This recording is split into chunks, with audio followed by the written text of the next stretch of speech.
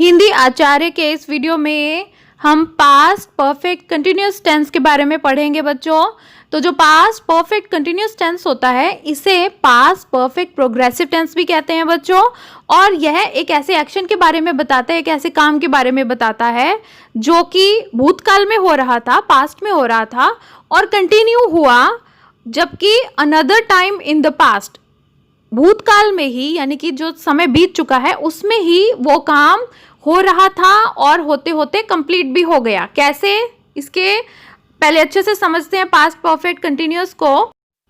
एक और परिभाषा लेंगे पहले कि this tense indicates something that began in the past, यानी कि यह जो टेंस है यह उस चीज़ के बारे में बताता है, उस एक्शन के बारे में बताता है जो कि पास्ट में शुरू हुआ और कंटिन्यूड इन द पास्ट और चलता रहा पास्ट में ही और फिर एंड भी हो गया किसी एक डिफाइंड पॉइंट में पास्ट में ही, यानी कि कोई काम शुरू हुआ पास्ट में ही, भूतकाल में ही और फिर वह थोड़ी देर चला और फिर उसके बाद भूतकाल में ही वह कार्य समाप्त भी हो गया। अगर ऐसी स्थिति होती है तब हम पास्ट परफेक्ट कंटिन्यूअस टेंस की बात करेंगे। बच्चों आप जानते हो ना कि परफेक्ट टेंस वो होता है जिसमें कि कोई कार्य कंप्लीट हो गया, तो यानी कि अगर पास्ट परफेक्ट की बात हो रही है तो हमें पता है कि कार्य कंप्लीट हो गया, लेकिन साथ में कंटिन्यूअस भी है तो यानी कि वो कार्य थोड़ी देर चलेगा भी, इसमें कंटिन्यूटी भी रहेगी। तो इसका एग्जाम्पल देखेंगे, जैसे कि I had been working at the company for 5 years when I got the promotion.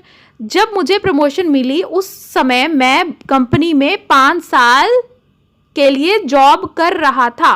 तो यानी कि सब कुछ पास्ट टेंस में ही है, मैं पहले जॉब करता था और वह जॉब अभी चल रही थी और फिर जब मुझे प्रमोशन मिल गई, तो यानी कि ये जो पूरा जो पहले से जो कार्य चल रहा है और कंटिन्यू भी हो रहा है और फिर वह कंप्लीट हो गया, तो ये क्या हुआ, पास्ट परफेक्ट कंटिन्यूअस टेंस। तो उदाहरण देखेंगे, पास्ट परफेक्ट कंटिन्यूअस टेंस के चारों तरह के वाक्य बनाएंगे। सबसे पहले तो she had been waiting for an hour.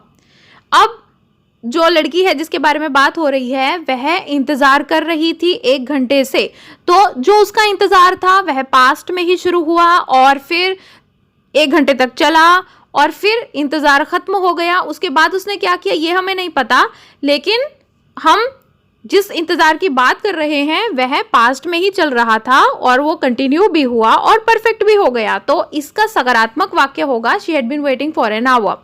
अब इसका नकारात्मक वाक्य होगा, नेगेटिव वाक्य होगा कि भाई she had not been waiting for an hour, वह 1 घंटे से इंतज़ार नहीं कर रही थी।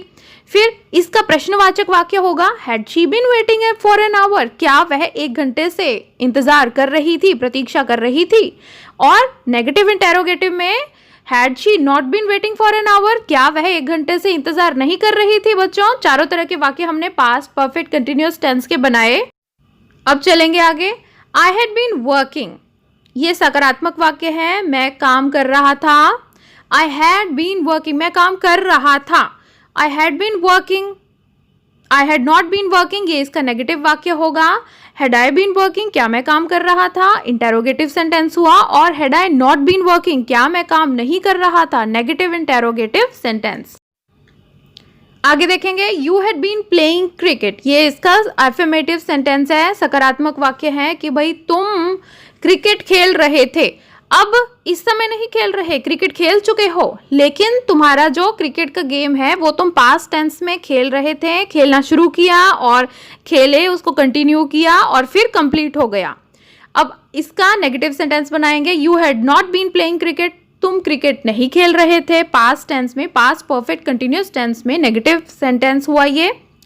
और had you been playing cricket, प्रश्नवाचक में कि क्या तुम क्रिकेट खेलते थे, क्या तुम क्रिकेट खेलते रहे हो। और फिर नेगेटिव इंटेरोगेटिव में had you not been playing cricket, क्या तुम क्रिकेट नहीं खेलते रहे हो। तो इस तरह से पास्ट परफेक्ट कंटिन्यूअस टेंस के उदाहरण हुए बच्चों।